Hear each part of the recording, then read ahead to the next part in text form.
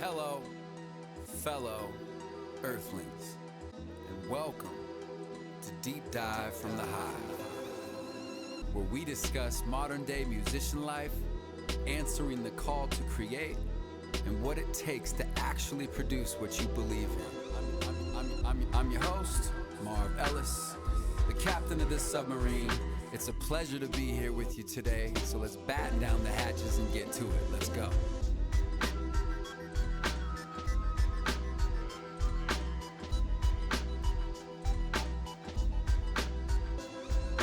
Hello. Hello, everyone. I am not Marv Ellis, as you probably have already figured out. Marv's down in LA right now with his band Free Creatures, and they're doing some amazing stuff at the moment. So you get me today, Trever Yarrish. I'm stoked to be here. It's cool, though, because we've got the guests that we have in house are amazing. They're going to carry this podcast. I promise you that. But first, I wanted to give a shout out to Joe Dinkowitz, Middle Rogue Audio. The reason why all of our shows sound so incredible is because of Joe and the sound that he helps create. And Joe is actually, because I'm usually not on this side of the microphone, I'm usually on the other side of the camera's microphone. So Joe's helping me out today with the video switching. So thanks, Joe. Thanks for your help. Also wanted to give a shout out to our sponsor, Cordial Cables USA. They're the best cables on the market. They're the only cables that we run in our studio and in the house. So they're the best. They just are the best. It's the virgin copper that makes them so good. And that can go a lot of directions right there. Yeah. Virgin copper in the house. So thank you, Cordial, for being such a great partner of the Hive. Appreciate that. If you're watching or listening to the podcast and enjoying yourself, then please take a moment to let us know and give us a rating on whatever platform you're watching on. Subscribe, like, share, all of the things. It helps us reach more people and share this podcast and other podcasts that we've created with them. So we appreciate it. Now, it's my pleasure to introduce to you all a true Southern Oregon gem. Here in studio today, we've got two gentlemen, and they're guitar wizards. They're super high. They perform super high energy shows. They're virtuosos, and I'm super stoked. We have in studio multi-instrumentalist and vocalist Mr. Nick Garrett-Powell. Howdy. And we also have with us the fingerstyle guitarist and all-around guitar, amazing, I guess like a guitar percussionist as well, Mr. Andy Casad. Hello. Thank you for having me. Casad. It's Casad. Yes. Perfect. Correct. Well, welcome, gentlemen. Welcome to the Hive. Deep dive from the Hive. Stoked to be here. Yeah, cool to be here. I think this is the moment in time where Marv, takes us underwater. Do I hold my breath? And then there's the sonar, because we're about to go deep. Okay. All right. That's good. Anyway, so welcome. Great to have you guys here. Later this week, actually tomorrow, which I'm going to try and get this. Yeah, we'll get this out today. So tomorrow, you're going to be on our stage doing a live show. Day after tomorrow? Friday. Today's Wednesday. Yes. I'm going to get it out. Oh, this is actually going to probably drop tomorrow morning. Oh, I gotcha. So, so tomorrow you guys have a live show on our stage. Friday. Indeed. What is that? April 7th? I think that's the move. Did I do the math? 9th. 8th, 9th. That's what I said. April 9th at 8 p.m. live from the Hive on our stage. And we're super excited to have you there. But let's go back in time a little bit here. Let me see. I think we've got a little. I'll play this here. We're gonna go back in time. All right. Oh, that's nice. How did you guys meet? Tell me how you guys met. Oh man, Andy. Well, so the Fret Drifters originally started with myself and two other gentlemen, Mr. Ben Comer on guitar and a gentleman named James Versteeg on percussion. And Mr. Comer decided that he wanted to go to school full time. He's a genius. He's still one of our best friends, and he's the third Fret Drifter. And as sad as I was, He's drifted though. He's drifting always. He decided to go to school full time, and I had a bunch of gigs lined up. And so right before he told me that, I had gone to Guitar Center, and should I? Yeah. Okay. Yeah. I think so. And I was an employee there. I was one of the salespeople in Pro Audio, allegedly Pro Audio. Yeah, I was just getting Allegedly? strings. There's something there too. Everybody does their time working there. I don't know how I Everybody. missed out on that. Yeah. But yeah, I was just buying some strings, and Nicky was my my salesperson, and he was asking me what kind of music I play, and I told him, well, I don't know, I just kind of beat the hell out of the guitar, and he just, whoa, me too. That's my thing. And so we went back into the acoustic room and had a really fun little jam right then, and he gave me his card, and so when Ben told me that he wanted to leave the project, he was the first person that I had to call. And we were actually opening for Floater. What? Was our first gig at the Here in Rogue town, Theater. the Rogue Yeah. Yeah. Okay. A few years back. Well, I guess it was more than a decade ago now.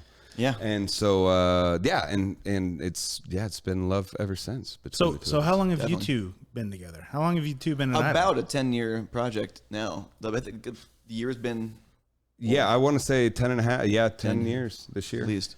Wow. 11 years maybe. That's God, awesome. I don't know. It's getting into the 11 now. Yeah.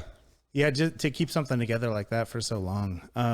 We're definitely brothers. We've traveled the world together. And For sure. Did you both? Did you Absolutely. grow up here? Go ahead. We'll start with you, Nick. Pretty much. Yeah. My family's from Los Angeles, and I was born in Anaheim. We moved up when I was like 5.5, when I was 6 maybe.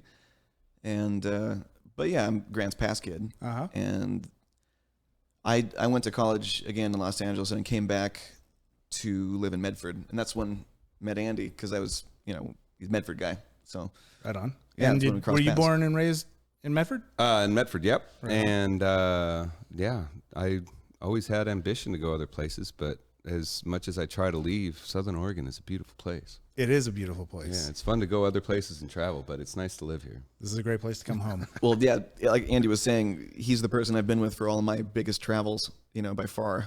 And we've been around the world twice Yeah. doing our Australia gig. So you have done the traveling. You Yes. just always end up back here. Yes. Yep. It's a good place to end up. It is a great place to end up. Yep. So, Andy, what inspired you to learn to play the guitar?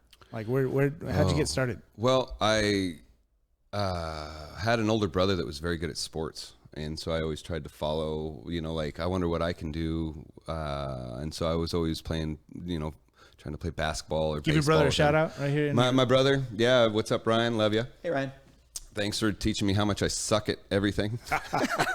Oh, so he was He's that so brother. good. Oh, he's so good Just at all talented, yeah. sports pretty much, and incredible artist as well.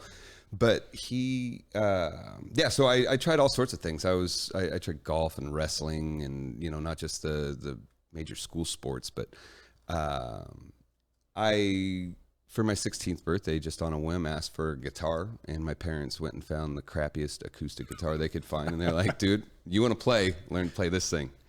So yeah, after a year of learning to play that, my mom went down and bought me a nice acoustic electric that I could, finally get in tune and to stay in tune. And so, thank you, Mom. Yeah. Thanks, Mom. Yeah, so 16 years old though is when I started. Right so on. yeah, 38 now. So it's been a fun ride. Been a ride. Awesome. Yeah. And Nick, what was your first instrument? What'd you pick up first? I got lucky on piano. My grandpa taught my mom some piano, or grandpa played a lot of piano in the house around my mom. And both of my mom and her sister are both natural musicians. And my Aunt Bonnie is one of the sweet Adelines. She's like a world champion barbershop singer and arranger. Really? Yeah. Wow. So the pipes are in the family for Yes. sure. Lots of musicians in the family. And my dad is kind of like a balladeer country western singer. And he's played on some interesting stages like Roy Clark's in Branson, Missouri and stuff. He's been kind of like a busker, sort of, his own character and stuff. So I got lucky being able to play some piano at a young age, but it was really fun because both my parents kind of played culturally, and they learned chords and they did it by ear. But my grandpa could read music, and he taught me his fingerings. He translated complex stuff into be like, put your hand here, put your hand here, then put your hand here, and you end up with kind of complex music, even though you're like 7 or 8. And so basically, piano became show and tell for the rest of my. Hey, look at what Nikki can do. Yeah, that was pretty much it. I switched to guitar really like a week before I turned 16, but we had one in the house, and my mom could kind of shred a Spanish song called Malagueña, and I started putting that together. And then I got a book about Jimi Hendrix, and I was like, I have to make the switch. And then I saw, I played piano when I was 16 at the high school cabaret, and the guitar player got way more attention, from the girls playing Sweet Home Alabama and stuff. And I was like, it's not right. This is not how it should go down. And he could also just then carry his instrument home with him. Oh yeah, that's true. That's another a good one point too. Yeah. Portability, Big perk. Big perk. So that was the switch. So you grew up in a very musical family. Yeah, lots of music in Lots your of life music. from a very young age. Inundated, saturated, for sure. And Andy, you got a guitar, but did you have any music in your family? So my dad loves listening to music, and he can't even hold a beat, just stomping his foot. We call it when he does get into thing. Yeah. Bob time? We call it when he does get into it the Bob bounce. Bob bounce? And it's just to his own thing, and it staggers and always switches time. But we love you, Bob. Yes, I love. Thank you. Shout out to both my folks.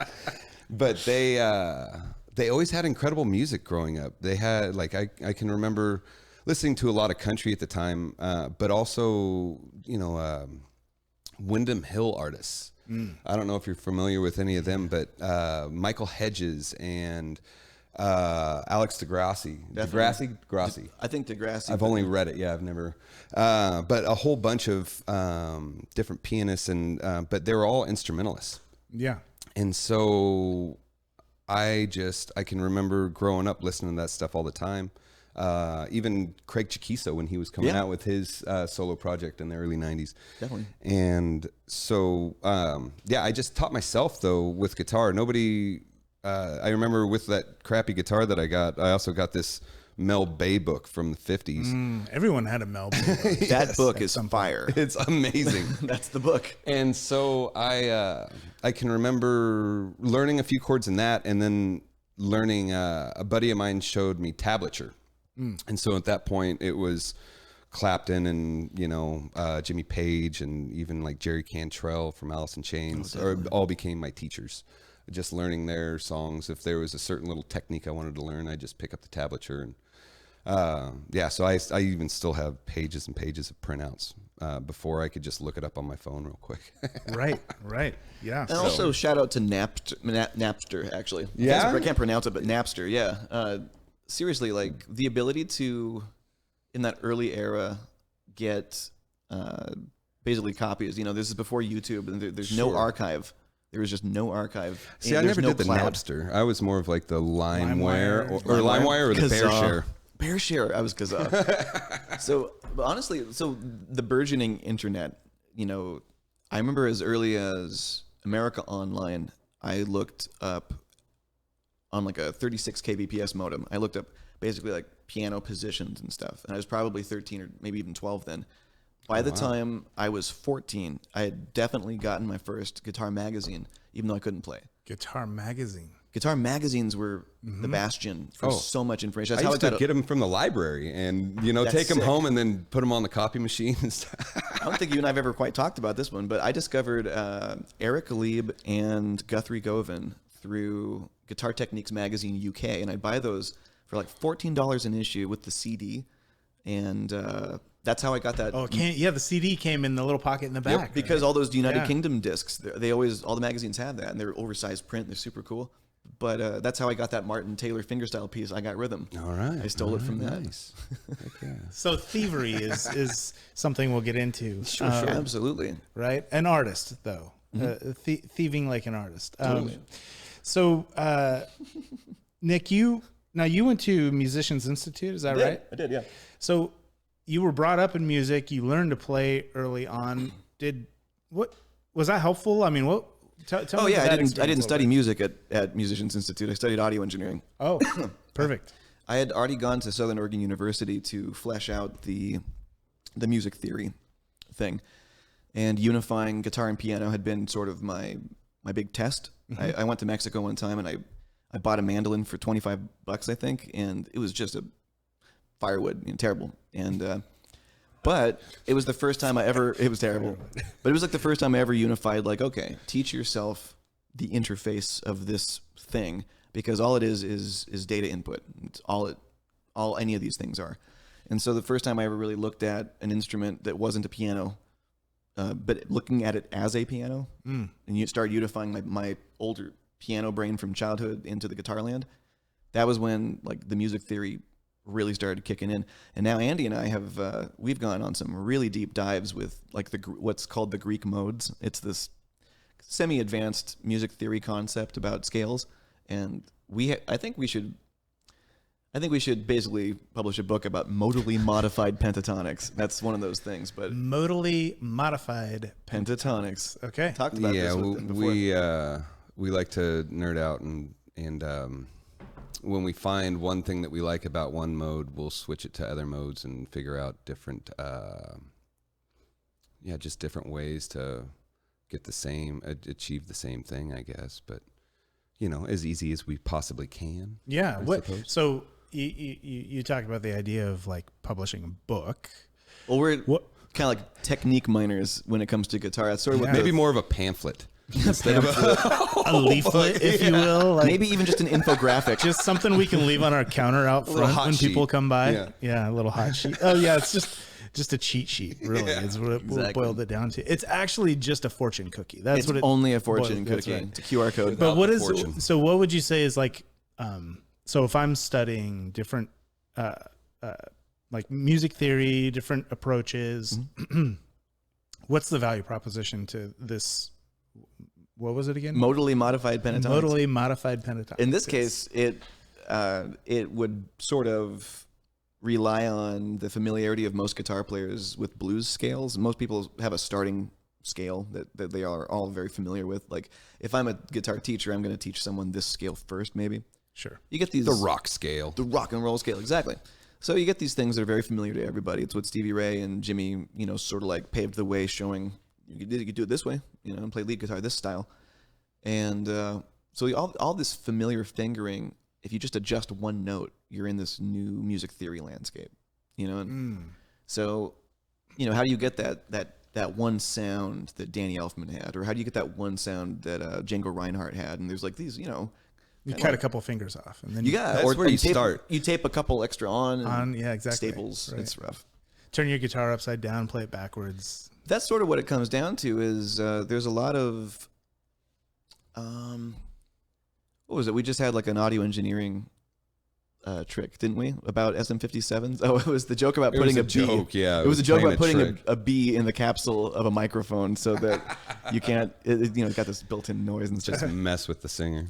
Those studio legends, though, it's the same for guitar players. Like when we're in another, we're on stage you're backstage with another guitar player, and we're watching them do this finger trill, and you're like, did you see that dude's technique? But we've been like, info harvesting the techniques for a long time. It's sort of like the philosophy of the Fret Drifters. Yeah, Nick and I have been backstage, like getting done with our performance, and plan on going to get some food or get a drink, just get away from the stage, and then the next performer will come on, and we both just sit down and have to watch, and Transfixed. and then just dissect as much as we can and absorb. So as a touring band, what you guys do festivals? You do like Oh, what? sure. Tell us about. We prefer to be like a showcase band, not play too long. It's always fun to be an opener and try to blow out the headliner, do our best, Yeah. But Loud. yeah, we love playing theaters, smaller venues, more intimate shows, but festivals are always a lot of fun as well. Trying to fill up as much space on the stage, and as much things with sound as we can with just the two of us. Yeah. And what's your favorite place to play? Like, what's the best place you've ever played? Like in your mind, like just everything. The place was amazing. Like domestically, I am a giant fan of being able to play at the Brit. Really? Yeah. I like the stage. It was a good stage. I like both their stages, but the main stage is killer. Monitoring is pretty killer there. That's what it really comes down to for musicians is can you hear what you're doing on the stage if you're not bringing your own gear? Right. So, but yeah, my ultimate one is going to be probably the same as you. It's working with Brett Van Horn in Australia. He's one of my favorites. Yeah, in Bruthen, the Brett Bruthen Van music. Horn. He's the sound engineer at the Bruthen Music Festival in Southeast Australia, in Victoria. Best stage audio I've ever experienced. Yeah, he does some really neat things, and he's got take a fun note way. of that, Joe. You're gonna have to look that up. He's got some fun terminologies too, as he is sound checking. Hey, how's that sounding? Oh, it's making me rigid. Rigid. It's making me rigid. So, but I think here, like actually one of my favorite places to play, we had the great opportunity to go to Bend and open for Black Violin in the Tower Theater. That was a wicked one. And that was a really neat show. It's, no bigger than the Rogue Theater here in Grants Pass, but I really enjoyed that atmosphere. That Black Violin. I gotta check out Black Violin now. Yeah, they're YouTubers. I was already a fan, and then when we had the opportunity pop up, I was into it already. I mean, I thought they're it was a cool. duo, and they have backing tracks or band depending on who they're traveling with. But they do some amazing work. By the time we caught up with them on their tour, I mean the list of people that they have performed for, like I think that they did an Obama. Yeah. Sometime playing for Obama. I don't think it was. I don't know what event it was. I'm not going to say. Try to speculate. It was cool. It was a cool experience, though. That's for sure. That's awesome. Yeah.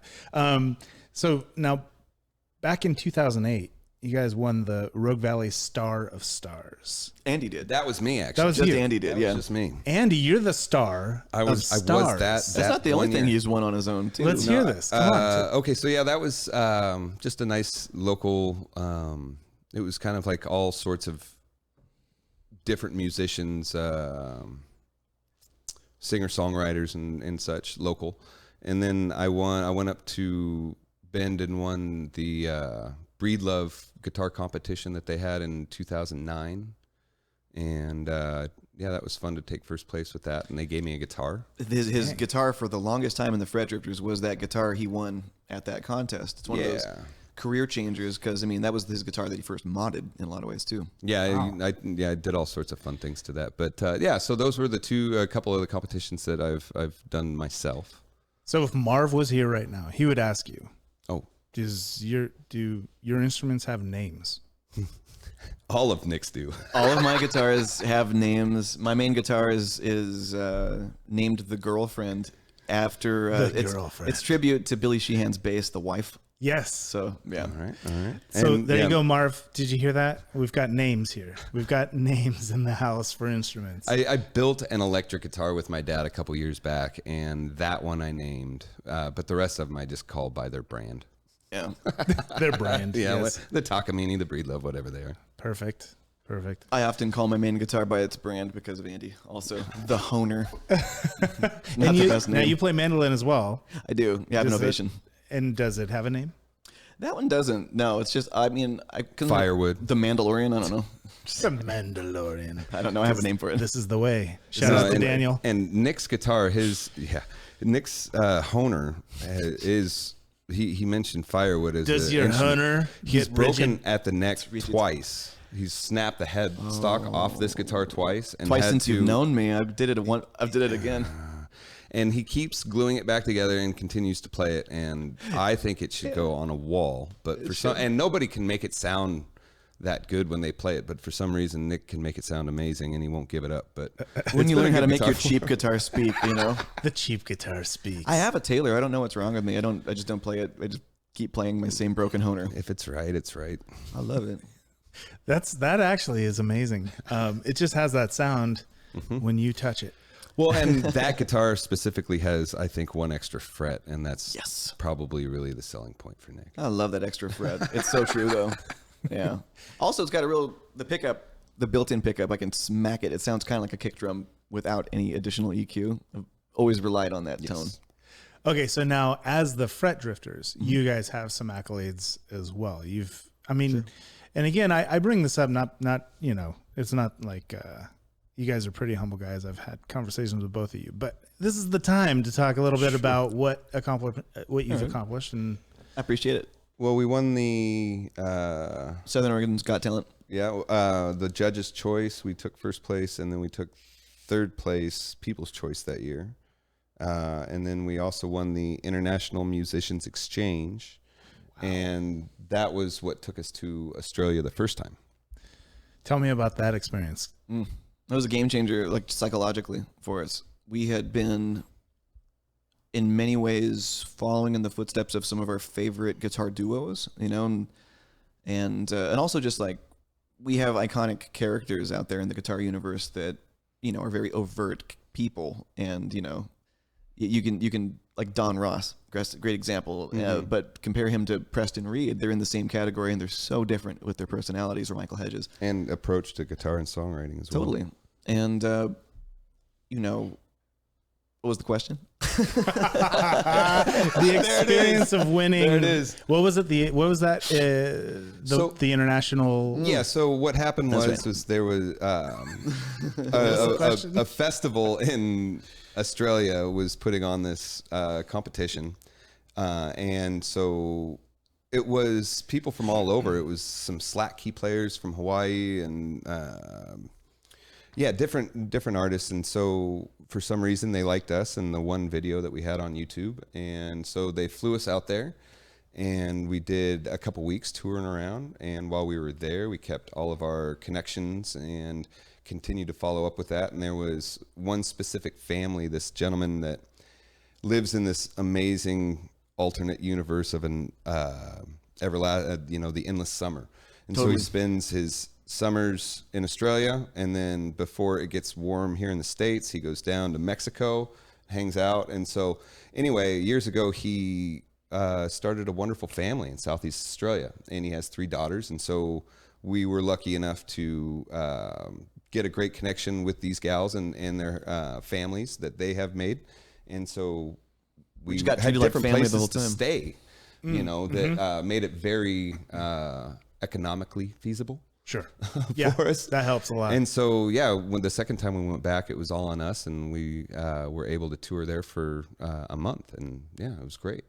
That's amazing. Love that. Yeah. Melbourne and Melbourne, and then up to Bairnsdale and all these other fun places like Malakuta and Mafra. It sounds like you learned how to actually say the names of these We cities. do our best, but we got made that's fun not of a how lot. that's not how we pronounce it. You know what I'm saying? Oh yeah, and we got picked out all the time for from the States. Yeah. Oh my goodness. And then usually the first question too, without getting it like too weird with, but it was, who'd you vote for? Right off the bat. That was the very next Right thing. off the Because they bat. were wondering if they're gonna have to throw you to the Gators. Yeah, Exactly. kick us in the ass. So okay, so my talking a little bit about the style that you play and sort of the tech. It's a highly technical style of playing guitar, and you guys are all over the board as far as genres and things like that. But my first introduction to anything that was super advanced fingerstyle guitar was Tommy Emmanuel, and Oh yeah, love him. blew me away. I was just like, and he's a showman too. Like he's such a showman. And Oh yeah, I got great to see him performer. at Brit, but I was introduced to him before, and so when he came to Brit, it was like, oh my gosh, this is What gonna year be- was that? Was that just a few years ago? No, it was like 2008. I think it was. Okay. Yeah, it was quite a while ago. 2000. Yeah, it was like 2008. Back in that. Because I think it was the second 2009? time he came. We were opening. You opened for him. We opened for Tommy. Was it back in like 2000? No, that was. It was. before. Yeah, it was before. It had to have been like 13. Okay. 12 or 13. So that was his. Yeah, that was when he came back because he had a great. But time the he's first time. amazing. He's so incredible. Yeah. Yeah. And it's just him up there too. Like there's nothing else. He carries the barely whole even show. uses reverb on stage, and it's phenomenal. And then I grew up with have a friend that that went to school here locally and went to North Valley and graduated from there. Grant Gordy, who is I know Grant. You know Grant? Well, he's incredible. Grant, I think, was 16 or 17 when I was 14, and I saw him shred with his maybe dad or stepdad. His dad. Yeah, over at my buddy Damien's house. And that was one of my very first times. It was, you know what it was? My mom was just starting to tell her friends, you know what, my son is becoming a musician. And one of the friends was like, "Whoa, he should meet so-and-so." And that was one of the very first musicians I ever met. Nice. Grant Gordy. Have you followed him at all through his career? I've had a single career update on him. I always thought he was luminary. I always thought he was really special. Yeah. He's been doing some incredible things, and I have to YouTube that. Check him out. Yeah, Google it.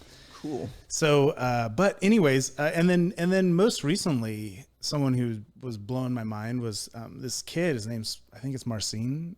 Marcin. I'm gonna butcher his name, like Pitstralik or something. Yes, like the dude that that. does That's Cashmere. The Cashmere. Yes. Okay. But it's the version. It's the two separate versions of Paganini's Caprice. His first one was posted like several years ago, and it's exactly the transcription. Oh, really? Okay. And then his next one is his brainchild. And that, I'm not sure how it was engineered to have, like, he's definitely got bass processing going on in parts of it. Mm-hmm. But it's like the most sentimental approach to a very challenging piece, known to be one of the most challenging pieces in all of stringdom. You know, it's a violin piece. And every interpretation of it is just really gnarly, and he actually dials up the gnarliness. So definitely shout out to Marcin. Yeah. He's a mind blower to me. One of my all-time favorites. So in addition, first off, guitar, playing at a very high level. Second, there's two of you on stage, right? Oh, so this is not, in this style, typically, you see one. Sure. Right? So now there's two of you. And then you layer on top of that your vocals, which take you guys to a whole different stratosphere. Layering is a good word for how we are able to orchestrate what would often be solo guitar parts that don't compete. Right. There's a lot of cookie cutter bits where he's doing one thing one time and I'm carrying a high range, or then I switch to bass just in time for him to go to the high range and things like that. And also, one of the ways that the instruments synergize without duplicating is that Nick is always in a different tuning, and usually capoed, or and so we're playing the same chord, sort of, but I might be playing it in an open sus version, and he's talk about different versions of the chords, basically. Right? Correct. Totally different phrasings of the chords. My position of E is actually a D out loud. So when he plays a D, I'm playing an E position. It comes out sounding completely differently phrased. Yeah. Or I'm drop tuned. I'm in baritone and then world. With a capo. Yeah, and that's how he can get a lot of those cool gnarly bends and those cool tricks that I'll talk about my cheating real quick. I started out more intending on being an electric guitar player who dabbled in the acoustic, and I've quickly found out that Andy's arrangements are prodigious and dense, and they have to be studied in order to kind of not step on the existing melodies that are in there. And but yeah, the guitar technique. All of the different things that he has picked up along the way to make it work. Help. Tuning based. Yeah, I'm thinking about the slackness of the string tension. Basically, standard guitar tuning a lot of the time, but Andy also switches to multiple other open tunings like DAD-GAD or custom tunings that he makes up. Yes. Andy can pretty much... What? Andy randomizes... Well, I don't know if I make them up, but yeah, it's just... my tuning. No, you do, because I've seen you do it by ear. I've seen you composing. No, really, he'll be composing, and he'll be like, that's not going to work. It's really just boredom. And he'll just change things. That's what it comes down to, is I get bored and I wonder what this will do. And so, we'll see where it goes. I consider myself a songwriter first, and so when I perform with Nick and play, it's, in my opinion, everything I can do to keep up with this guy, because of his amazingness and how easy it is, at least visually, for me to look at him and it's like, God, it just looks so easy. I've seen Nick perform a number of times, and it does, everything just is like, he doesn't look like he's trying. Now, I'm not saying you don't try. but it just looks like you're kind of just like, yeah, it's just how whatever. it is. Just that good. So I'm always feeling like I need to practice and do these different things, or with this next song I should try to do this to impress Nick, or like I wonder if I like this part. But on the other hand, for me, like to me, you're like a real acoustic guitar player, and the whole thing about that string tension tuning thing is that most guitars are tuned in E standard. I'm tuned down a whole step to D standard at all times, so that I can not switch tunings too often and still play along with you in your open D songs and your open D song or open G songs and stuff. Yeah, it's hard. Like, it permits me lower string tension, so I can get more electric guitar styled bends. Though that's one of my best advantages by being in a slightly slacked key. And even though we are playing acoustic, we have giant pedal boards and multiple pickups in the guitar, and so we have. Our guitars, we have wah pedals and distortion and delay and octavers and freeze pedals and all sorts of crazy stuff that sound guys like the amazing Joe Dinkowitz have to put up with. And I think we're changing your name, Joe. And so, it's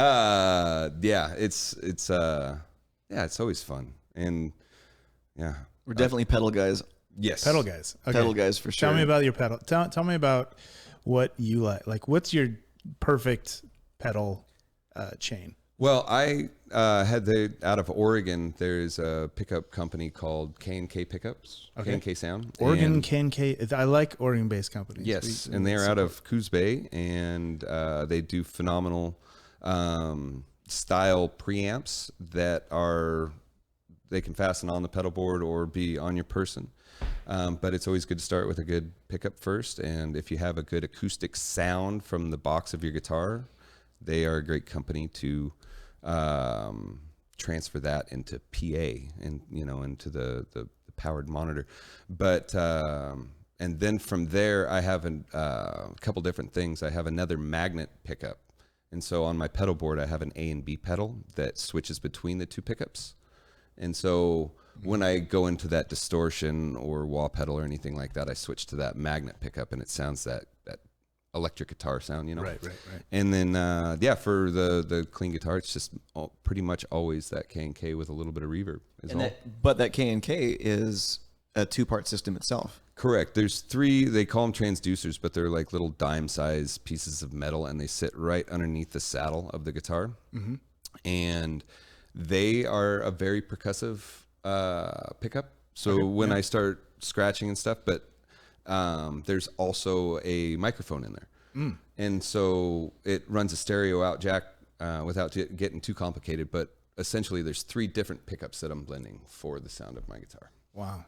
If I was a guitar player and I was listening to this podcast right now, I would be taking a lot of notes. This is like a masterclass we're going through right now. To be honest, Andy's rig is Promethean fire. If you can duplicate it, it's the move most of the time. I said, dude, I can't solve the ghost in my pedal board only a couple days ago, and Andy said, drop it on by, and he put all of my stuff back together. The now it works ghost on better. the pedal board. I love it. Nikki has this way of Haunted. buying these Goodwill pedals. Yeah. And he's like, yeah, no, it totally works. And to Nick, that means the light turns on.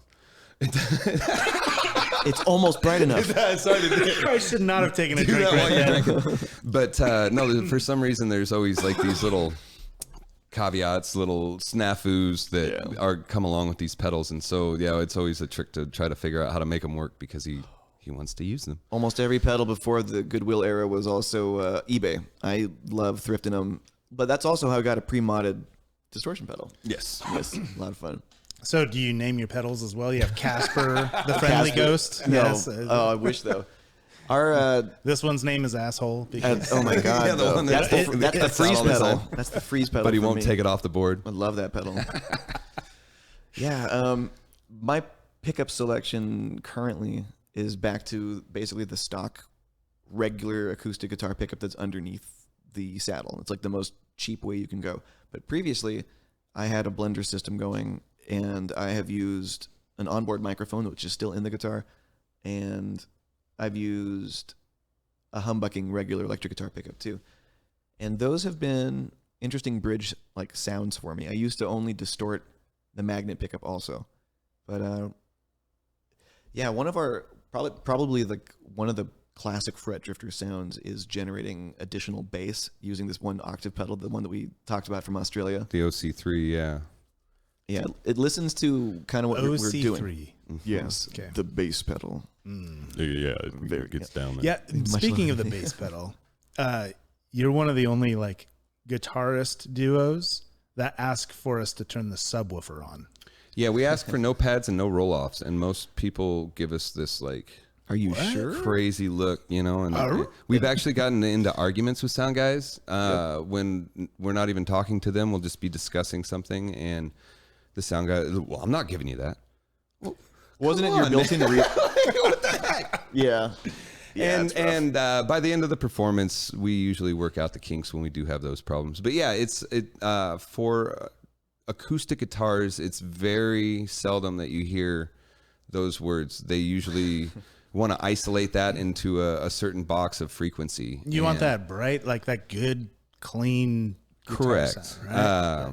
But yeah, you want all the grit though. You want it all. We use the mid-range and the sub bass, which is, that's the thing about usually the recipes in music mixing, where it's like, I'm going to boost this, I'm going to cut here, I'm going to always roll off the bass on certain instruments, things like that. It just really depends on what you're engineering. Like, again, my aunt is a barbershop singer, right? And she's a female bass. You don't roll the bass off of the bass singer, even if it's a woman and the woman's range can't produce into that range, like just any sub frequency is still useful. And yeah, with our vibration sensors, the piezo discs that are in, like, especially his guitar, and then I have a piezo strip in mine, just converts vibration directly into sound. And whether that's musical, that's up to our tone shaping. Like, we have equalizers for that, we have reverb for that, and compression as well. Right. But also when they do those pads and roll-offs with all the drum and percussive stuff that we do, you lose a lot of that. Yeah, it just disappears. And so, we like to have fun. And to me, my guitar is not supposed to be beautiful. It's at least my acoustic, it's supposed to serve a purpose and be a tool. It's more for functionality. And so, yeah, it's just scratched to hell. And it's eventually going to look like Trigger, Willie Nelson's guitar. That's the goal. That's good. Yeah. That's good. So talking about producing sound, you can pick a finger picker out of a crowd because one hand, all of the nails are short, and the other hand, they're long and glossy. Do you are those acrylics? Yeah, I used to grow them out, and I used to take like a multivitamin to keep them thick. But when I would lose, like, it's one thing to lose one of my fingers, but I would lose my thumbnail. Ooh. And not only does it, like, the sound is detrimental, like, to not have that nice sharp pick sound. But it takes like it takes more time than any of the other nails to grow back. And so, I started when we did our first tour in Australia. I went to a place to get acrylics, and I have broken them, but never playing guitar. Mm-hmm. And it has made it so nice to never have to look for a pick. I'm never that guy, pulling out the wallet and searching, I'm that guy. You're that guy. Oh yeah. He has spare picks for me. But and it's because I get the pinky done, it's made more techniques available to me that I've just kind of taught myself and figured out that having 5 fingers versus 1, and then trying to use 2 other, like it. Yeah. Tell them about that convention in classical guitar. It's very common. They bind the pinky generally, and it's a post for your hand to sit. It's not really used that much, and so your hand is floating over for the most part. Yeah, I use my forearm as my post for the most part, and and so it allows me to do some techniques that might be useful, might be more flair or than anything else. But it's been just fun, and that keeps the guitar interesting. Now, I think you don't have purdy nails. No. I have a different right hand technique that demands flat fingered tapping technique. It's a little different. We both tap, but we have a different background. That's the problem with my nails is that I do have finger tapping songs, and so I have to keep them short for that. I have to find that happy medium because you get that extra click. from the nails when you're doing that. But Nick, when he talked about, I don't want to tell your story, but when he talked about playing piano, he not only took a guitar neck and in a standard tune, like placed all the white and black keys on the fretboard kind of thing. Like he painted them, you know, for each you fret. actually physically put them there. he painted them on there. I had it CNC'd out of wood, and that's my secret little project. It's my invention. But he also is one of those amazing, I think, in way better than Eddie Van Halen at very kind. Using the fretboard itself as a piano and playing not only in standard tuning but other tunings and achieving things in a 10-finger fashion. You know, I am trying to use my right hand thumb. 10-finger shred. Yes, you're shredding the gnar with all 10. You sure can try. And because you're rapping here too, and you sure can. Yeah. Okay. He is always innovating and constantly breaking my brain at how he achieves these things. And so that's the thing. Both of us have, one of the reasons we really jive, even though we have a lot of similarity and common ground with being guys who play modified acoustic guitars. We play in the same band and everything. It's kind of like Street Fighter 2. Ken and Ryu have slightly different moves, you know? Yes, that's true. Yes. They totally do. And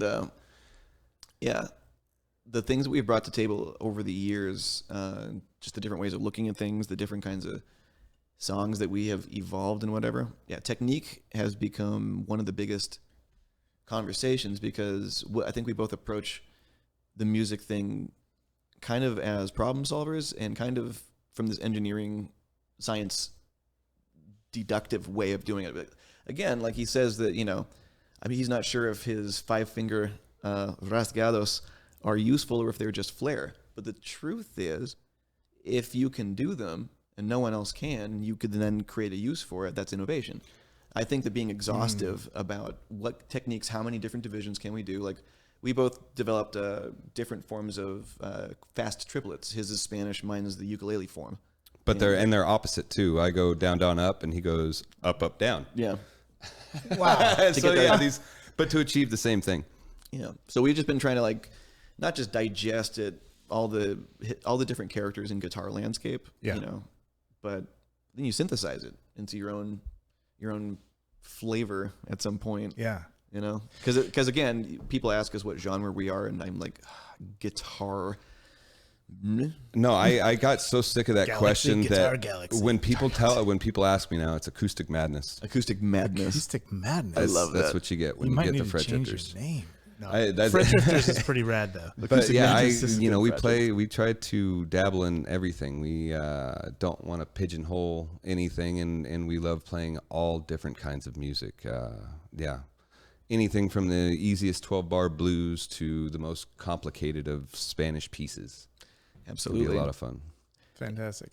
So, okay, if I say I'm a guitar player, which I'm not, but say I was a guitar player, and I wanted to migrate, you know, I play, maybe I've played in a rock band or something, but I wanted to start to migrate and learn some of these other styles.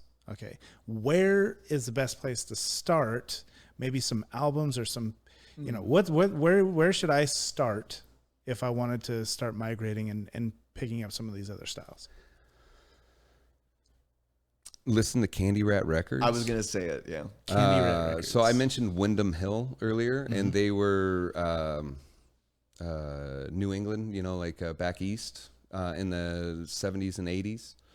And Candy Rat Records, I don't even know where they're based out of, but they are this new company that has a wonderful group of all age guitarists that all different tunings, all different from around the world. I could start naming them, but if you just look up Candy Rat Records, that's a great place to start. And if you want to play any kind of percussive thing like that, start with drop D and just start banging on the body. Yeah, that's what I would say. I would say start with one of the dropped D tunings, whether it's the one that you just drop your your low E string, your bass one, down to D, or you can drop both of your E strings down to D and then also drop your B string down to A. Yeah. But once you've done this, you can flat your G, and then you file it down, and then you set it on fire. This is the masterclass. That's what I said. This is. But yeah, all those things. The standard tuning is a fantastic tuning, but if you alter the tuning in any way and make it sound good by itself, right, that is you have a nice open chord. Yep, just without touching anything on the fretboard with your left hand. It's like the that's ace a in good the place hole. to start. Oh, and one other one. If you tune your guitar to a chord that doesn't have the major or minor component that tells you if it's a major or minor chord, it's called the third. If that part's still ambiguous, then you can pretty much play with one finger across the entire instrument in those tunings. A lot of songs are really essentially started with one finger in your placement, and then you adjust everything and then tap out pretty things that you find from there. Wow. That's a great way to get into tapping chords, right, and also harmonics in non-standard tunings. Taking that kind of technique back to your standard tuning is, I think, in many ways one of the goals of kind of what we're doing a lot. We data harvest from the open tunings, I think, a lot. Yes. For the harmonics and stuff, yes. the right-handed harmonics. I'm thinking, Joe, we need to get these boys back in and with their instruments and actually do like a little masterclass. Well, or show and yeah, tell. I mean, and I think that'd be amazing. we You have did some bring instruments here. We did bring a guitar that if you did want to see any of the techniques. We do. We want to see and hear. And I know we're not set up for this, but you just pull your mic. Yeah, go for it. Pull the mic over.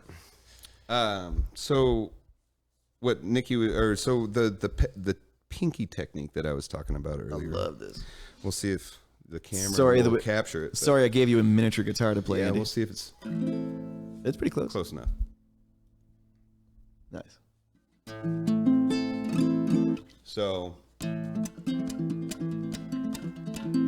that's without the pinky. And I'm going to start this pinky sweep.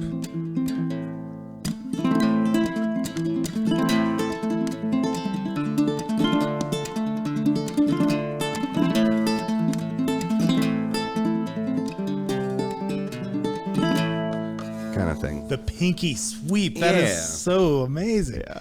So that adds, that is a layer. Yeah, it's an extra little thing, and if used too much, it'll become not so good. But yeah, it's just these extra little tricks of the trade. Do some rasgados back and forth in a minute too. Yeah, why don't you show yours real quick? Okay. Yeah. Some of mine are this pretty is fun. Can you move your cup to the other side or down? That's great, and we'll get a nice shot of that too. So my fingerstyle technique is based on slap bass more. Slap pop, we called it back in the day. And so my fingerstyle is more based on tapping and slapping from electric instruments, I guess is what I'm trying to say. So here's the kind of stuff. Kind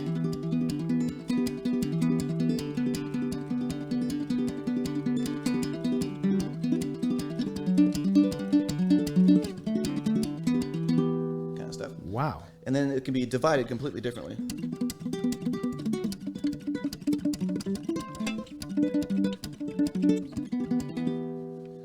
To put, and then, we do touch style too. Touch style is a lot of fun because you're just using only impact. So I'm going to put the mic down by the sound hole more.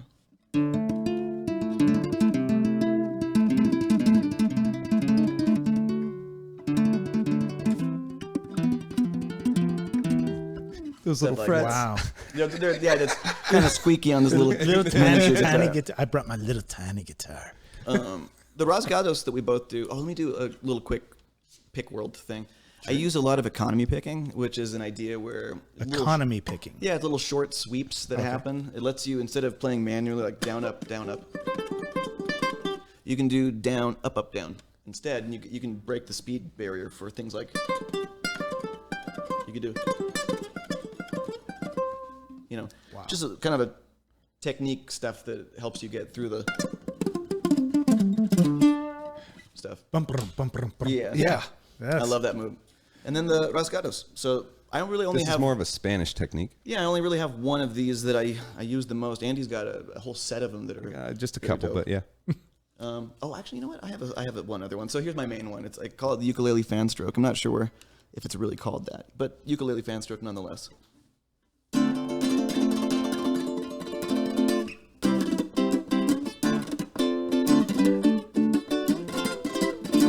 Kind of add an extra finger. Yeah.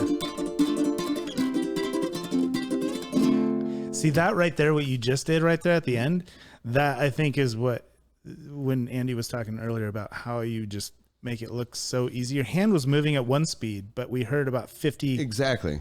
things. That's part of the economy. Your hand's just like, ooh, and it's like, yeah, economy. A lot of At economy ease. where, I mean, because again, once you have a triplet in your hand, you're not thinking 1, 2, 3, 1, 2, 3, 1, 2, 3 when you're firing. You're thinking one packet of triplet, basically.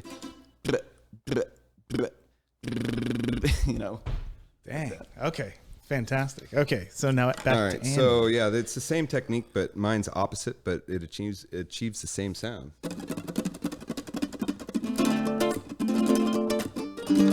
Whoa.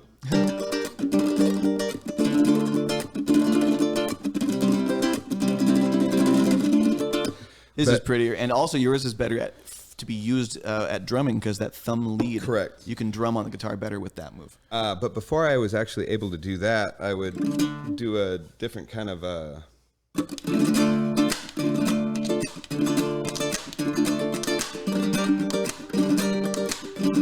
and then I started incorporating the two. So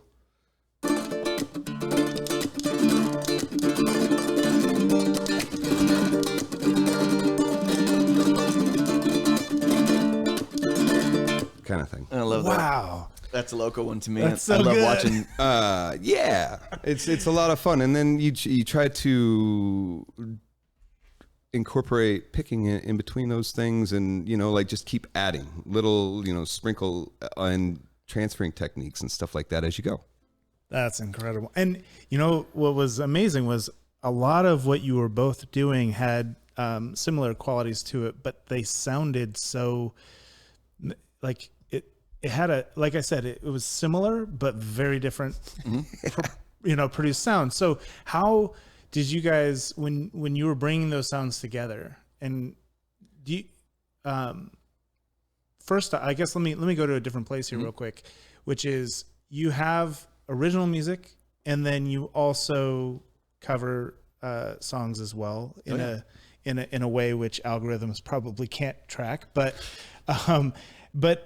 because now do you do those compositions yourselves? Oh yeah. Yeah, when we do a cover tune, we usually write our own piece of music over that first. Like we have a version of the Beatles' Helter Skelter, and we put it in a 6/8 time and slow it down to a gritty blues kind of thing. So yeah, we like to change things up. I think that one of the only pieces that we do kind of standard would be Georgia on my mind. Yeah. Although it's your fingerstyle arrangement. Yeah, it's my arrangement, but we try to do that more traditional. That's amazing. But yeah, for the most part. Shout out to Hoagie Carmichael and Bix Beiderbecke. Yep. Well, and this sort of brings me to now you both have other projects as well, and Nick, and also not just that, but you both have been on our stage before with Yes. other projects. Sure. So Nick with Nick and Shay, Oh yeah. and that similar, which is a lot of amazing covers, but almost hard to spot the cover because it's such a unique composition of it And great, arrangement. amazing harmonies between the gosh. two of them as It's well. fun to harmonize. Yeah, shake and sing. She Anything is she wants. a monster singer. Yeah. Monster real voice in the real valley. musicians, singer among musicians for sure. How did the two of you come together? Shay? Oh, Yep. we've known each other since I think 2009. I moved back from Musicians Institute in 2007, and I was trying to get plugged into the Valley. So I was like, I think I just met Duke Davis at the Lodge and all those guys, all the Lodge musicians, and I happened on the Rogue Suspects, Oh, yep. and I was like, oh, Greg I know Frederick. these guys. We've also had Dirk them Price. on our stage. Oh, Yes, they're great. amazing. They are amazing. Phenomenal musicians. Dirk recognized me and said, "Hey, Nicky, you want to play guitar?" I'm like, "Yeah, absolutely." So I started the song Red House Blues. I was gonna start singing it, and then Shay came in and started singing, And there's no use for you. and I just put a big smile on my face, and I was like, I was gonna sing first, and then I'm not gonna sing second, yeah. So yeah, it's really fun, to kind of spotlight her vocal using the guitar thing and doing the guitar looping stuff. But You do have an incredible voice, though. Well, Your thank you, my pipes friend. are, Yes. and you all get to hear that on Friday. I'm very Appreciate excited it. myself. Tomorrow. Which is tomorrow, also known as day after today. day after tomorrow to us right now in our current state. We are in another project though. The Fret Drifters are Yeah, not the other fully absorbed, but the we one are- that I was on the Hive stage with was Alcyon Massive. Alcyon Massive, which that was a great show too. Yeah, that was a lot of fun. Yeah, and just a quick shout out to you guys real quick. The lineup that you guys have provided and the sound and quality and everything for local musicians and just musicians in general to have the platform. Big shout out to you guys. Thank you very much for the opportunity and providing right that from for us. the top of COVID. You guys have been there for the scene in Southern Oregon. We've tried, and I appreciate that so much because I grew up with music. My father's a musician, my uncle's a musician.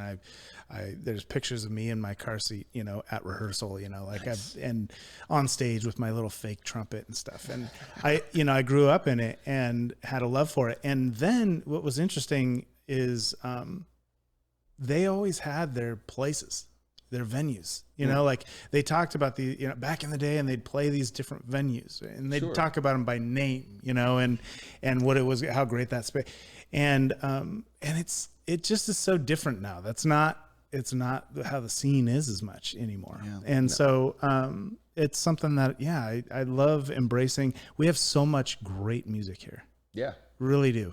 Truly do. And I'm excited to be a part of it and helping, create a platform for that. And I appreciate that very much. So, yeah. Reciprocal. And to have a partner like Joe to help make it sound so incredible. Absolutely. And Middle Road Audio. And it's been a fun project. And going back to like the top of COVID, it's really, we had a lineup then of live shows.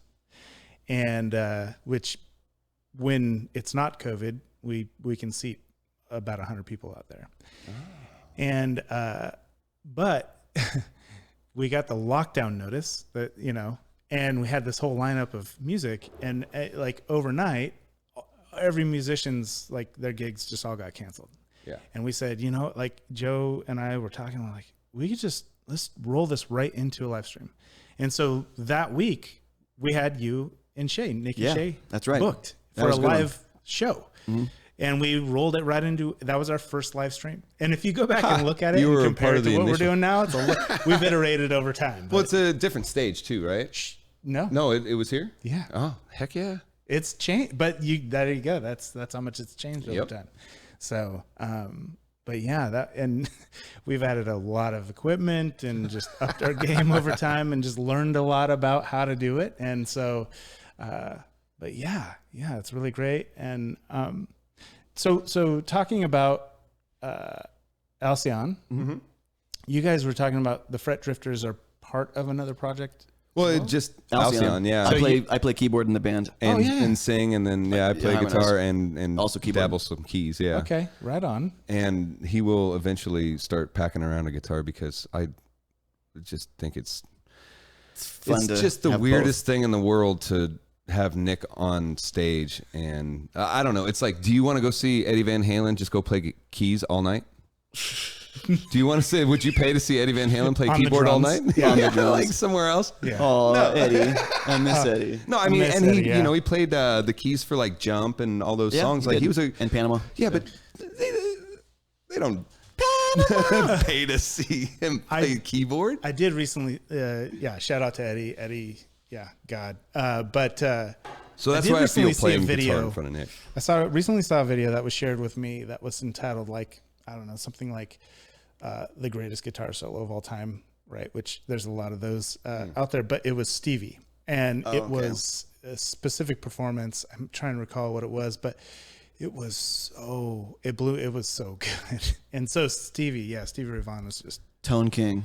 Oh man. Yeah, and he had this ability to pull things off. Like when he would start not only playing behind his head, but he would throw the strap off and put it change where the strap placement was on his shoulder so that he could throw the guitar back and forth. Have you ever seen him do that? I've seen he plays here and then he plays here and he plays here and he plays here, like in this really fast motion. It's like Marty McFly. Yeah, I've seen some of the and his guitar techs were amazing too. Like I've seen him break a string and not miss a note in between the solo while he changes guitars. weird. Yeah, like he holds a note, and then the guitar tech switches the other guitar on and off while he's holding that one note, and then he just changes. It's amazing stuff. That's nuts. But yeah, Stevie Ray Vaughan was a magician. Absolutely, one of the favorites for sure. Yeah.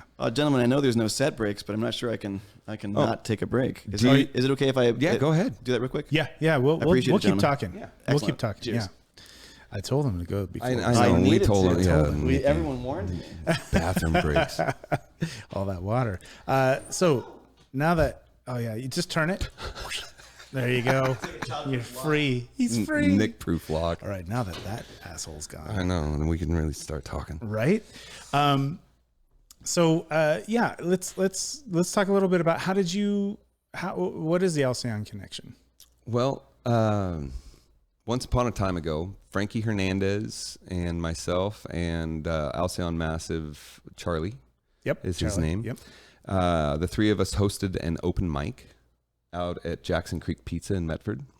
Oh yeah, Charlie And, was talking about this on his podcast. Yeah, and we every 3 weeks, it was our turn, and we would, if somebody couldn't make it, we'd jump in and help. But anyway, that's how we met, and of course in different bands. And then I joined the Frankie Hernandez band with Chad Michael Sweely, who's the bass player that we played with. Oh my gosh. With Alcyon, and then Matty T. Wells, who's the drummer from Everything. Dubious, yeah. And so I was playing with those guys, and then we just absorbed Alcyon and gave him a band. And then we also picked up Ross Cricket, Mr. Anthony Casinza, and he was playing bass, and we formed the band Oregon Transplant once upon a time ago. And so, we traveled the West Coast and did a couple little tours, and that made it about a year, I think, before the 3 lead singer thing collapsed with Frankie, Charlie, and Cricket all doing their thing. Wow. And all went separate ways, but I continued playing with Charlie off and on when he started really blowing up with the Oregon song, Ain't It Fresh, and the Alcyon Massive project. And so, I've been playing with him ever since, and I'm surprised that he's kept me along. I'm a constant, banter in his ear and shit talker, and so I'm surprised he's put up with me as long as he has. But he's a good guy. So you played with Frankie. We're gonna have Frankie next week. Awesome. Frankie is one of those not only amazing, like he just lights up a room with his smile, and he's an amazing soul. So that's cool. That you get to spend some time with him, and his songwriting capabilities are awesome. I still get he's got this song called Fat Girl, and something about loving you with a side of ranch. he used to sing it at the open mic all the time, and he won't play it anymore. But I am a huge fan of his songwriting and awesomeness that he brings to the table. He won't play it anymore? I don't ask him. I will, yeah. I would be. Well, and Chad's gonna be here, and Chad knows it. Chad knows it. So we were talking about Frankie. We're coming for you. Welcome back, Nick. Hey. I feel much better. Good. Hey, so Nick, there's a part of the podcast you may not want to listen to. Yeah, you might just fast forward to that. There's this little part. We say we were talking about Frankie, but here he comes. That's all your shit. Here he comes. It's good. So what's it really like working with this jerk? Yeah. So, as we've been doing these podcasts, which this is, it's so fun to do these and to hear the stories and to learn more about these incredible bands and artists. What has really come through is just how, I don't want to use the word, but sort of like incestuous the music scene is. We use Southern the Oregon. term band sluts a lot for everyone working with everybody. Well, I used the term earlier with Nick and working at Guitar Center is like doing your time, but it's also kind of like a rite of passage to do your time with Frankie too. And that man has had all the musicians. He's had it all. He's played with so many amazing musicians, and I've met some incredible musicians. Well, Skylar, the guitar player that he plays with now, he plays the guitar upside down, and just really, really neat part writer. He plays, and and Skylar he's plays with Marv in Free Creatures, and they're in LA Correct. right now. And is that what's going on? Yeah, Well, and good for his them. own project. Skylar, what is it? Skylar and the Boys? Or Joe, what's Skylar and the Sketch Kids. Skylar and the Nice. Sketchy Kids. That's it, yeah. and I met him playing with He just Brenna dropped a Dean. new album, I think, too. So Oh, cool. and Nice. We're looking to get some Skylar love up in yeah. here. But yeah, so many musicians through Frankie, and actually Frankie's how I met the Rogue Suspects and got to know Greg and Dirk and those boys, and so yeah, He's pretty charismatic, and he's sort of like he's like a center of gravity almost. yeah. It's great. He's also notorious for being the guy that. So we have this gig, show up for the gig, and you're sound checking, and then you look over and who's this guy? Oh yeah, this is so and so. They're going to play hand drum. Oh, okay. All right. And that's how you Never met met you. Fosmo. All right, it's very nice to meet you. And that's how I meet a lot of the musicians. And That's how all the Frankie's hippie gigs projects. with Alcyon are, though, too. Yeah, There's yeah. always like, There's always a couple guys. and he's always named like King So and So and Yes. stuff. I love those guys. I love those guys. Those guys are the best. In the hippie, like reggae festival type roots rock scene, the hand drummer who wanders on stage and is allowed to play is as common as in the blues scene when there's the random harmonica guy that gets on stage without Exactly. permission. I cannot tell Without you. permission, I can't tell you how many times I've been Well, they playing have their music. setup, so yeah, it's usually portable. There have been times. Harmonica will travel.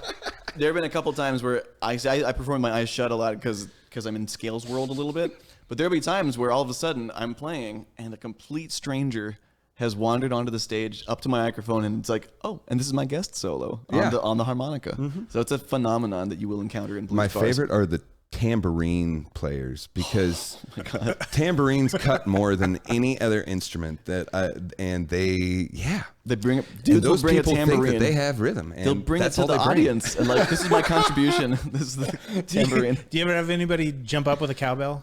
Not that one. Not- No. Dang it. No, we More have had cowbell, please. More cowbell, please. Thank you. We could. I have a digital cowbell now. Oh, yes, you do. I have a digital cowbell. Digital cowbell. Yeah, That Andy seems just- like it takes the fun out of it. Well, I set up Nikki's pedal board the other day, and he's got this little sample pedal, and it's just a pad, and so he can put Stomp on on it. whatever. See, whatever he wants. that was one of my favorite. So Joe, one of Joe's old bands, one of the gimmicks was that they had a cowbell sitting around. And that's how they'd bring up an audience member. I got to be the cowbell guy. That was you. That's great. Oh yeah, and it was. I loved it every time. So I've seen electric guitar players who put a beer bottle opener in the front, like and they screw it into the front of their, solid body electric guitar, and then, if you want to open the beer on the guitar player's guitar, oh wow, it's a tip. You have That's to it. tip the band. you have to tip the band. That's You right. have to. That's right. Fantastic. Okay, so we've kind of been around the world. Came in the backside. Let's go on a little journey here. I'm going to take you on a journey. Marv likes to put people in a little Geo Metro time machine and take them across the country. So picture this. You have to drive cross country in an old Geo Metro, right? We can This do it. thing gets the Hatchback? best gas mileage, so you pretty much don't get to stop. And because Nick's small bladder, you're going to have to pee in lots of bottles along the way. So It's legendarily small. so you have to drive all the way across country to get there, okay? But when you get there, you get to watch the show with the lineup of all lineups from any time in history, any bands, artists, and you have an opener, then you have a follow-up, and then you've got the main act, all right? So you guys can each pick your three, and if you concur on any, that's okay too. But they can be alive, not with us, anytime in history, classical, all the way through to anybody. Okay, so you're traveling across. Who would my three be? Yeah, who's your opener? Oh shoot!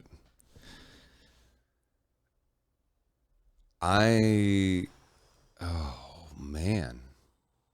The first person that came to my head was Michael Hedges because I didn't get to see him. He was the first person. He's my opener. Michael for sure. Hedges. Michael Hedges. And he's a good opener too. He's an instrumental guitarist. Okay. Here's a good one. And then I think my second might be the John Mayer Trio Ooh. with Steve Jordan, Pino Palladino on drums and bass. Did you actually get to see them? No. Okay. But I don't know how many more of those there's going to be. And I really love that one album that they came out with.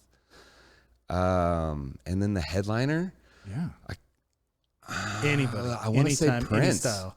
Ooh, Prince was the one that I went with, like, because like one of my favorite guitar solos is at the George Harrison tribute show, and it's like Tom Petty, Harrison's son, and a whole bunch of them.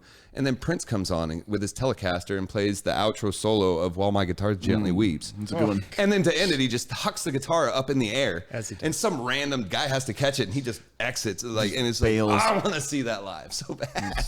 So yeah, I think Prince would be the ultimate headliner for me to see. That's a great I love that. Okay, Nick, it is now your turn.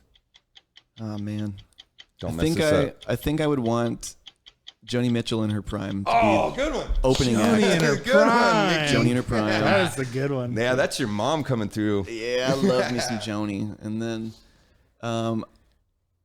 it would be kind of an odd show to have Michael Jackson open for Jimi Hendrix, but it would be gnarly.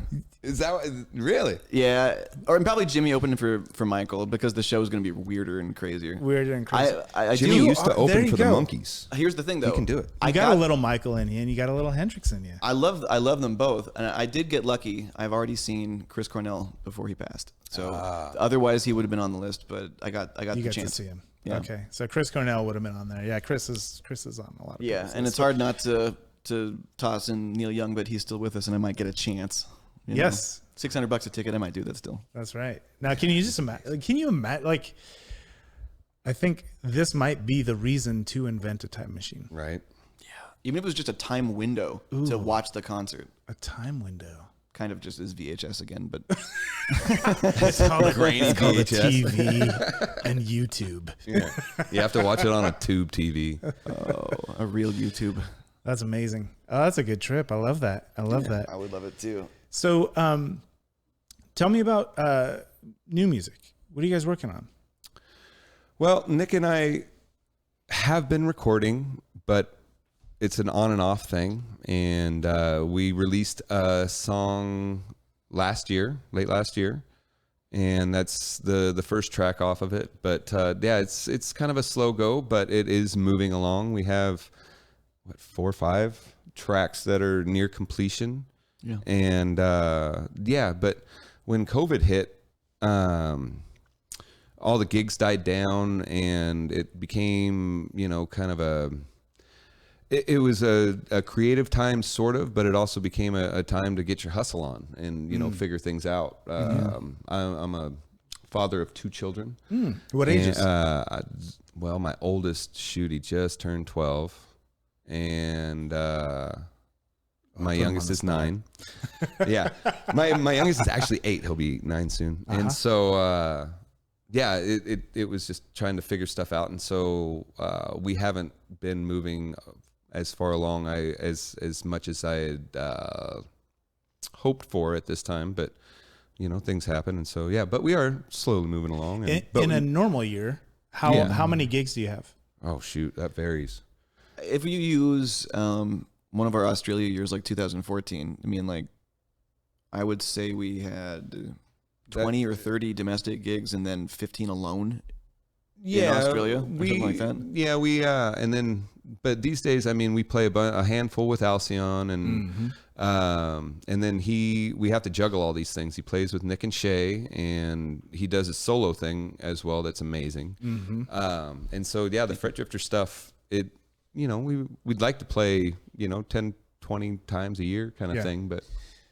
Yeah, the way where I'm at with it is that the Fret Drifters is psychologically my main project. Like when I am sitting at my computer and I'm like doing art for my music or something, I'm trying to make like logo stuff for the band or work on our website and things like that, or work regarding our website more like. But yeah, Andy and I have been doing this entrepreneurially. We don't have any management, so Andy has captained getting the website built and paid for, and he's got a background in sign making and so we final do work. Yeah, I've done the stickers and banner and stuff like that. But yeah, it's kind of one of those things. It's not a side project. It's our main thing, but at the same time, it's not as we would like to do it more.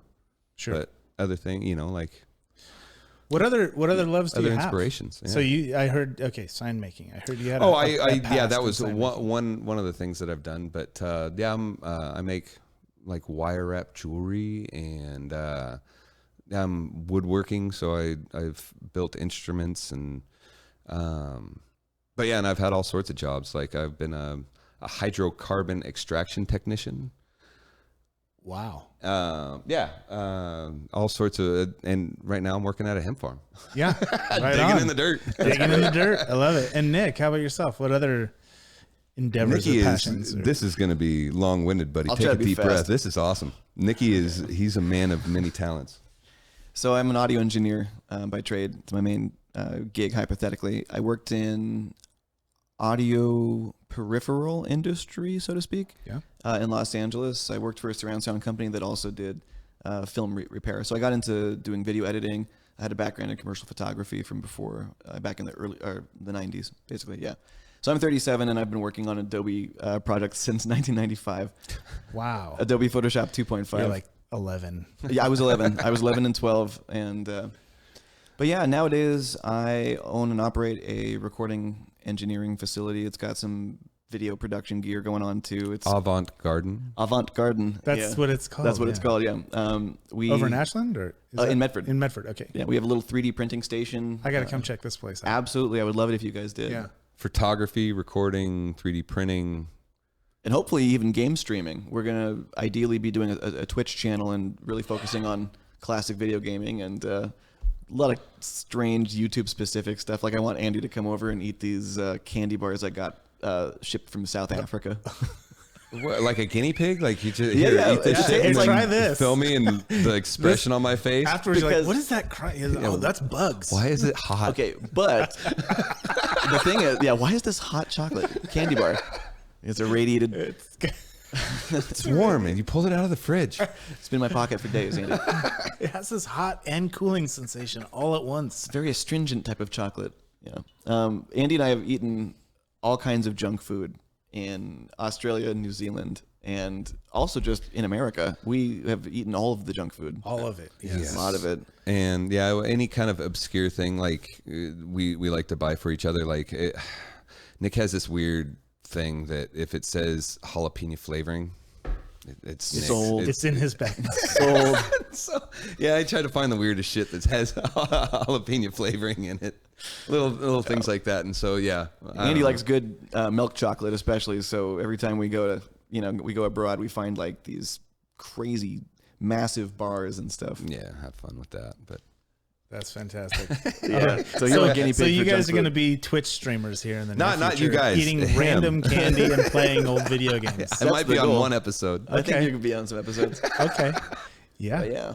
Yeah. So basically, I'm trying to take the recording studio to the next level. We're going to be finishing some Fred Drifters projects there and shooting hopefully some new music video type content and whatever too. Yeah, he's got capabilities, all sorts of things that he can achieve in that space that he has. And Well, shout out also to what you've done on the Don't Mind If We Do podcast, because you got your garage space heavily together with green screen, and you kind of like got our chroma key green screen thing figured out. I mean, Andy's learned a lot of new skills. I tried to teach myself when the COVID thing happened, tried to teach OBS and all those things. And it ended up being just a way for Charlie and I to hang out and get drunk and smoke some pot and play some music. Perfect. So it was a lot of fun. Yeah. worthy endeavor to me. It was a lot of fun. Worthy endeavor. And eat junk food. I mean, Ninja, yeah. that's good. That's good. And get them all together in one room. Awesome. Well, this has been a good time. Thank you, brother. Thank you, I Trevor. love having you guys here. Oh, thank you so much. I'm so excited for Friday, which is day after tomorrow. But actually, probably tomorrow when you're listening to this, or in the past if you're listening to this in the future. So if so, you'll be able to check out the show live from the Hive. Check out the YouTube channel, The Hive, with 2 V's. And live from the Hive, we'll have the Fret Drifters on our stage. And man, and if you're listening to this beforehand, don't miss the show. It's going to be a spectacle. And if you're watching it live, you get to be part of the show. It's kind of fun. So Absolutely. Yeah. Any shout outs you guys need to make here? Keep tabs on us through How do we keep tabs? www.fretdrifters.com. FRETDRIFTERS.com. And there will be some new material. We're on Spotify, YouTube, all the major streaming iTunes. and buying platforms. Just a big shout out to you guys and Marv for being here and putting this thing on. So thank you for having us. Right on. Thank you. And Thank you, gentlemen. shout out to Marv. Wish you were here, buddy, but glad you are where you are. You're doing some amazing stuff. See you soon, buddy. Yeah. Awesome. So the Fret Drifters, don't miss them. And give a shout out. Share this. If you're listening to this podcast, share it out. More ear holes and eyeballs, the better. And if this is the first time you've heard our podcast, we've got an incredible archive of a lot of the people that you guys mentioned in the podcast today. So follow, like, subscribe, wherever you're listening, do the things that you can do there. Otherwise, we'll see you Friday at 8 p.m. Pacific. I always say that now because we've got people all over the country and beyond listening and tuning in, which is super cool. So I've got up here... Your latest single that you released last year was Gatekeeper. Mm-hmm. So I've got that pulled up. I use this as outro, if that's cool. Please. You guys good with that? Absolutely. Yeah. So tell us a little bit about Gatekeeper and what we're about to hear. Gatekeeper is... this is Nikki's. Yeah, well, Well, actually, let me ask you this. Sure. Out of all the things that that you have on Spotify, is that what we should outro with? Because it's... Sure, yeah. No, it's a great tune. Between that and Love Your Lover, those are our two main singles that are originals that have lyrics and complete arrangement and stuff. This particular song is musically kind of a reaction to having toured in Australia. We got into having the bass pedals and doing counterpoint type patterns that have a certain sound. So it started out as kind of a jam. And then we realized, okay, we like the jam. The jam's fun, and started wanting to put lyrics to it. And when we say jam, Nikki, when we play this live, Nikki's playing. He has a pedal that makes his guitar sound like a keyboard. So there's an organ, a bass, guitar, and he's singing at the same time. Whoa! So having fun. The jam is really him jamming. And you can pull this off live. Yes. Oh yeah, totally. Of course. Oh yeah. Okay. It's still just ultimately. What you don't know is he's actually he was born with 8 arms. 8 arms. When I say like all those things, it's the pedals on the guitar. Uh-huh. Yeah, exactly. This song was I guess in many ways Andy has these beautiful guitar arrangements that I've been allowed to sort of skim the top of the melody and improvise guitar parts on. You place yourself inside of them very nicely. Thank you. I love you, Andy. So it's been kind of about time that I hold down rhythm part too and stuff. And this was sort of a purpose-built song for radio. And it's about getting along with people as a practice that you don't get along with point for point. You know what I mean? It's sort of reactive to state of the nation. We're arguing on social media, not even people that can't agree in person sometimes. And and there's a lot of relationships that can get lost. But, here we are in the future. Hopefully we kept all those relationships. The song is about, we are still united. We are still, this functional unit, basically. And it's a statement about, the country, and it's a statement about things. But it's also about the idea that instead of going out there and trying to change everything around you, that really you need to start with, yourself. And what can you change within yourself to alter your perspective on and inform yourself too. So there's that going on. Andy? Oh, I was just... it's a song that I like to say makes you think, and it's got a good message to it, and very happy to be a part of it. One last thing about message. Andy's quote, since I joined the Fret Drifters, has always been nothing but love, and so one of the things that I want to put into Fret Drifter content is that sentiment, and not be preachy and give like you got to do this, or whatever, but it's just, nothing but love is a pretty good mantra. Nothing but love is a good place to start anything. Yeah, man. Good point. It's also a good place to end up. Let's do that. I like Indeed. it. Well, with that, Fret Drifters, the Fret Drifters, Gatekeeper. You can find it on Spotify or probably wherever you find your music. And real quick, this is Matthew Kremelman guesting on drums. Yes. Ooh, And- guesting on drums, Matthew. Brett Levesque. Yeah. Oh, Brett Levesque. Our We've audio had him on engineer. our stage too. He engineered and helped record the song. So Okay. big Love shout Brett. out to him too. So Right thank on. you guys. The Fret Drifters, Gatekeepers. Have a great time. We'll see you very soon.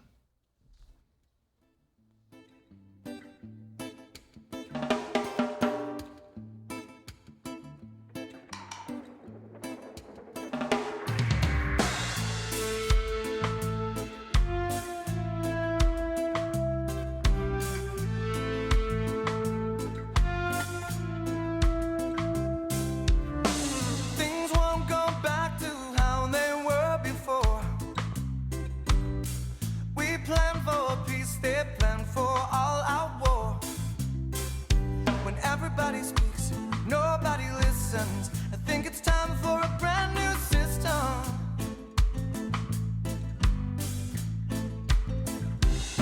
You are the gatekeepers, I'm saying open yourselves. You hold the keys to change the world inside you and set yourself free. If you want revolution, change starts with you. So protest, defend, defy, unite, and make a difference. Welcome to the resistance.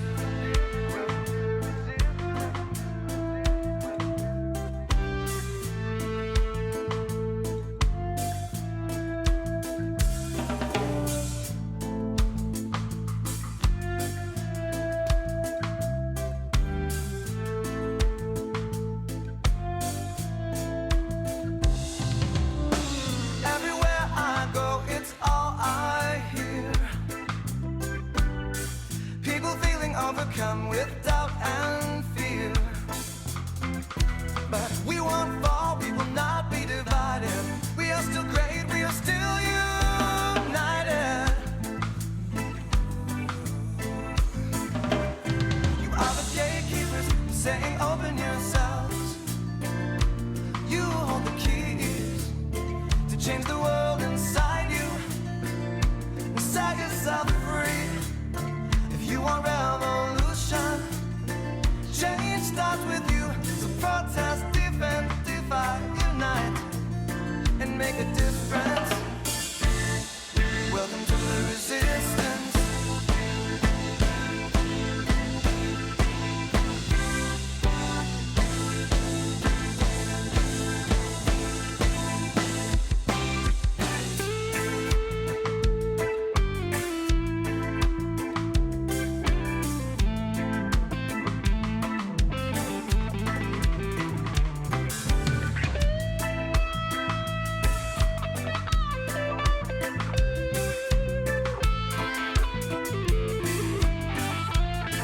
Yeah, you are the gatekeeper. I'm saying open yourself.